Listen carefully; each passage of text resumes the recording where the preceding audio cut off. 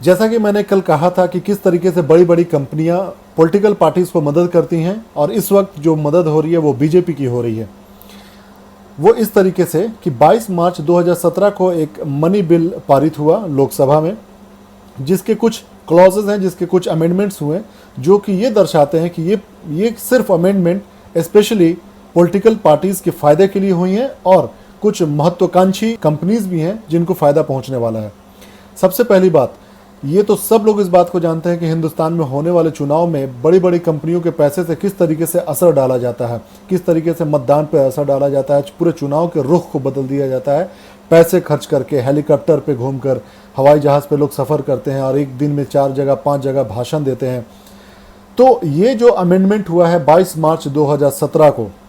ये साबित करता है कि किस तरीके से पॉलिटिकल पार्टियां, स्पेशली अभी बीजेपी को फ़ायदा पहुंच रहा है बड़ी बड़ी कंपनियों से। इसमें यह है कि बाय लॉज पहले कंपनियां क्या करती थी, वो पार्टियों की मदद करती थी, लेकिन बाय लॉज ये था पहले कि कोई भी पॉलिटिकल पार्टीज अपने नेट प्रॉफिट 3 साल के नेट प्रॉफिट से 7.5% ही डोनेट कर सकती हैं किसी पॉलिटिकल पार्टीज को। लेकिन ये जो नया अमेंडमेंट हुआ है 22 मार्च 2017 को, ये अमेंडमेंट ये कहता है कि कंपनी किसी भी पॉलिटिकल पार्टी को बिल्कुल जितना चाहे उतने पैसे से मदद कर सकता है, कोई अपर लिमिट नहीं है। यानी कि वो 7.5% जो अपर लिमिट था कि आप मान लीजिए कि आप 3 साल में 100 रुपये कमाते हैं कंपनी वाले, तो वो सिर्फ 7.5 रुपये से मदद कर सकते थे, इससे ज़्यादा नहीं। लेकिन अब ये हो गया है कि वो कंपनी अगर चाहे तो अपने 100 के 100 रुपये से पूरे उस पॉलिटिकल पार्टीज को मदद कर सकती है। पहले भी कम नहीं था कि कोई भी कंपनियां, बड़े बड़े कंपनियों के मालिक, उद्योगपति, वो पॉलिटिकल पार्टीज को पैसे से मदद करते थे, और पैसे के आधार पर, पैसे के बल पर पूरे मतदान का ही रुख बदल दिया जाता था। अब इससे कहीं ज़्यादा होगा। दूसरी सबसे इम्पॉर्टेंट चीज़ कि अगर आप एक बात सोचिए कि पिछले साल में एक नया अमेंडमेंट हुआ था जिसमें फॉरेन फंडिंग को, यानी कि जो विदेश से पैसा पॉलिटिकल पार्टीज में जाएगा, ये इसको बिल्कुल लीगलाइज कर दिया गया था। पिछले साल की ये बात है। और कोई भी लोकल एजेंसीज, एनजीओ जो हिंदुस्तान में काम कर रही हैं, उनको किसी भी तरीके से फंडिंग को बैन कर दिया गया था विदेश से पैसा लेने से। आप सोचो, पिछले साल का ये 2 घटना और इस साल का ये 22 मार्च 2017 का मामला। यानी कि किसी भी कंपनी के ऊपर से ये अपर लिमिट हटा देना कि आप किसी भी पॉलिटिकल पार्टीज को 7.5% से ज़्यादा मदद अब कर सकते हैं। यानी कि अगर अंबानी, अडानी, रिलायंस वाले अगर चाहें तो वो अरबों रुपए से बीजेपी को मदद कर देंगे, लेकिन इसका जवाब देने वाला कोई नहीं होगा, पूछने वाला कोई नहीं होगा। दूसरी सबसे बड़ी बात, ये जो मदद होगा वो बिल्कुल भी गोपनीय होगा। यानी कि ये उनको डिक्लेयर नहीं करना है, वो अपने किसी भी बैलेंस शीट में ये दिखाने की ज़रूरत नहीं है कि उन्होंने बीजेपी को मदद करी या कांग्रेस को मदद करी या आम आदमी पार्टी को मदद करी। इसके अलावा 22 मार्च 2017 को ही एक आईटी एक्ट में अमेंडमेंट हुआ है। उस आईटी एक्ट में, यानी इनकम टैक्स में जो अमेंडमेंट हुआ है, उसमें ये कहता है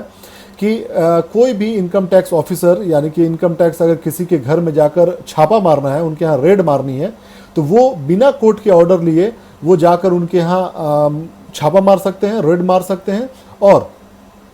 उनको 6 महीने तक बिल्कुल उनकी संपत्ति को सीज किया जा सकता है। अब आप एक बात सोचिए, एक तरफ एक कंपनी को बेलगाम कर देना, दूसरी तरफ ये इनकम टैक्स डिपार्टमेंट को इस तरीके से बेलगाम कर देना, दोनों बहुत ही मामला खतरनाक है। अगर रिलायंस बीजेपी को अरबों रुपए से मदद करता है, और मान लीजिए कोई छोटी कंपनी है जो आम आदमी पार्टी को और कांग्रेस को मदद करना चाहती है, तो मालूम ये चला कि सेंटर में जो पावर में है या इनकम टैक्स डिपार्टमेंट है, वो जिससे इन्फ्लुएंस्ड होंगे, वो उस बंदे के घर में जाके छापा मारेगा और उनको बिना मतलब का हरास किया जाएगा, तंग किया जाएगा उनको। दूसरी सबसे बड़ी बात, आप इन सारे मैटर को देखो, किसी भी तरीके से मैं दावे के साथ कह सकता हूँ, ये पूरे मैटर में किसी भी तरीके से कोई भी पॉलिटिकल पार्टीज ने हल्ला नहीं किया, किसी मीडिया ने इस पर चर्चा नहीं करी, ना ही प्राइम टाइम किया। इनका मकसद सिर्फ ये था कि ये मामला सिर्फ चुपचाप से एक स्मोक स्क्रीन तैयार करो, यानी कि एक झूठी खबरें, जैसे कि मोदी साहब क्या खाते पीते हैं, योगी आदित्यनाथ क्या खाते हैं, गोबर का कितना पेशाब पीते हैं, या फिर कितनी सफ़र करते हैं, क्या पहनते हैं, ये सारी चीज़ें आपको बहकाने के लिए,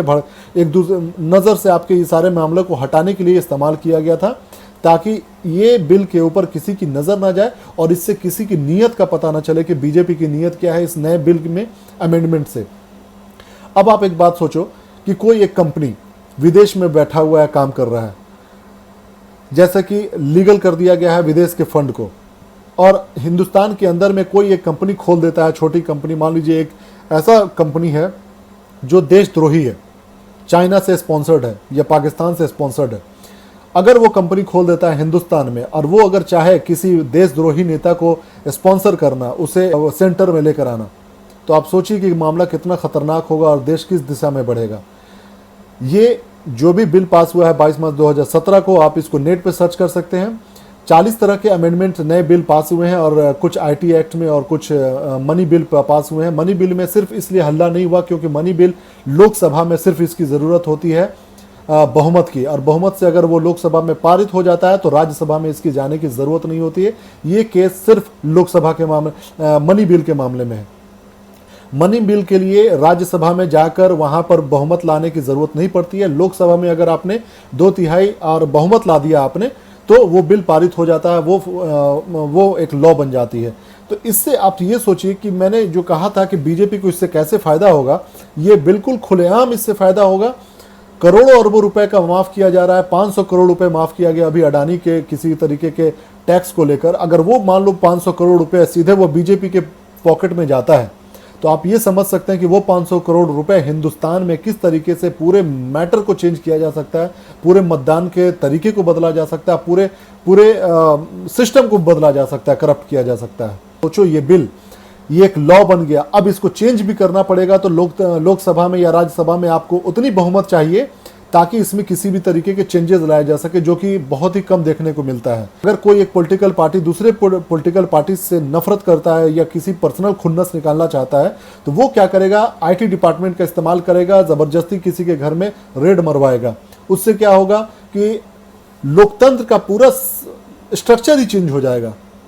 बड़ी कंपनियों को, जैसे बीजेपी के पक्ष में अडानी, अंबानी, रिलायंस है, वो जब चाहेंगे उनको पैसे से मदद कर देंगे, करोड़ों अरबों रुपए से। लोकतंत्र पे किसी तरह का गलत प्रहार हो रहा है, अगर उसके खिलाफ बोला जाए तो मालूम ये चला कि पैसे के बल पर उनके ऊपर उल्टा कार्रवाई किया जा सकता है। अब रही बात मीडिया की, तो मीडिया इस वक्त इतनी करप्ट हो चुकी है क्योंकि वो इस पे बात इसलिए नहीं कर रही है कि क्या पता वो आईटी डिपार्टमेंट, इनकम टैक्स वाले उनके यहाँ जाकर रेड कर दें, क्योंकि सबको पता है कि आज के डेट में सारी की सारी मीडिया इस वक्त पॉलिटिकल पार्टीज की चमचा बनी हुई है। ये सारे मीडिया जो है हिंदुस्तान में जो भी घटनाएं घट रही हैं, इसको उनका मकसद ये है कि सरकार क्या कर रही है, इससे लोगों का ध्यान भटकाकर किस तरीके से पाकिस्तान, बांग्लादेश, नेपाल इधर घुमा दिया जाए, ताकि आपके पीठ के पीछे क्या क्या हो रहा है, नेता क्या कर रहे हैं, आपकी सरकार क्या कर रही है, उनका मंशा पता ना चल सके। तो इस बारे में आप लोग सोचिएगा कि किस तरीके से पॉलिटिकल पार्टियां अभी जो स्पेशली बीजेपी सेंटर में है, वो किस तरीके से बड़े बड़े उद्योगपतियों की मदद कर रही है, और ये बड़े बड़े उद्योगपति किस तरीके से इन सेंटर में आए हुए गवर्नमेंट की मदद कर रही है, क्योंकि उनको फ़ायदा चाहिए, उनको हर पेपर पे साइन चाहिए।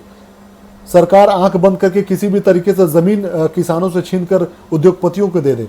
ये सारी चीज़ें जो हैं